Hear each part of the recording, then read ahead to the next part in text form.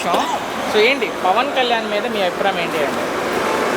పవన్ కళ్యాణ్ అతను principled man అండి. కాకపోతే ఏంటంటే అతను ముఖ్యమంత్రి కావాలని వాళ్ళు ఎగదోసేది ఎందుకంటే ఈ కూటమిలో ఉన్నటువంటి ఐక్యతని భగ్నం చేద్దామని.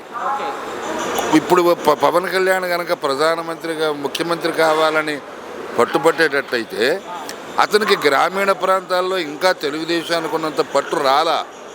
కాబట్టి స్టేట్లో ఒంటరిగా పోటీ చేసి గెలిచే కెపాసిటీ ప్రస్తుతానికి పవన్ కళ్యాణ్కి లేదు.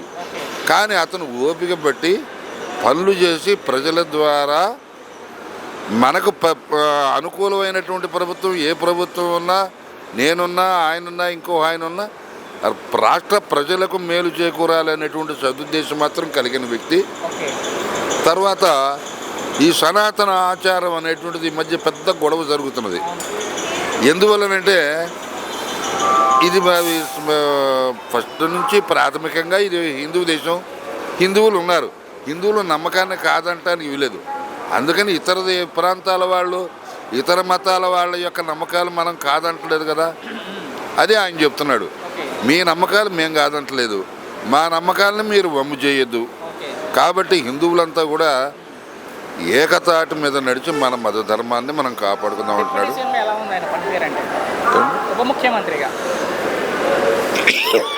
ఉప ముఖ్యమంత్రిగా తన పరిధిలో అతను చేయగలిగినంత పని చేస్తూనే ఉన్నాడు. ప్రజల్లో ఒక రకమైనటువంటి సానుభూతి సంపాదించుకున్నాడు. అది పార్టీ పరంగా వచ్చిందని మాత్రం నేను అనను. ఎందుకంటే చేసిన చేతల ద్వారా మంచి అనిపించుకుంటున్నాడు. కాబట్టి అతను మంచి ఎదుగుదల ఉంది, మంచి భవిష్యత్తు ఉంది. వ్యక్తిగతంగా ఆయన్ని విమర్శించే వాళ్ళకి, తిట్టే వాళ్ళకి ఏం చెప్తారంటే వ్యక్తిగతంగా పాలసీ పరంగా కాదు, వ్యక్తిగతంగా పవన్ తిట్టే వాళ్ళకి? వ్యక్తిగతంగా విమర్శించేవాళ్ళు అంటే ఈ మధ్య మతపరంగా విమర్శించేవాళ్ళు వాళ్ళ గురించి మనం చెప్పేది లేదు. అది మతద్వేషం మీద వచ్చింది.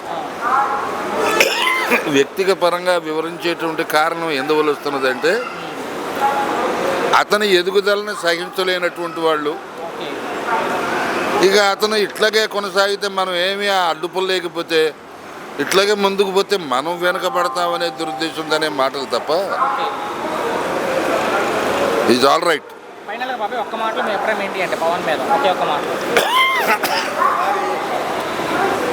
ఒక సిద్ధాంతాలు కలిగినటువంటి రాజకీయ వ్యక్తి ఆయన.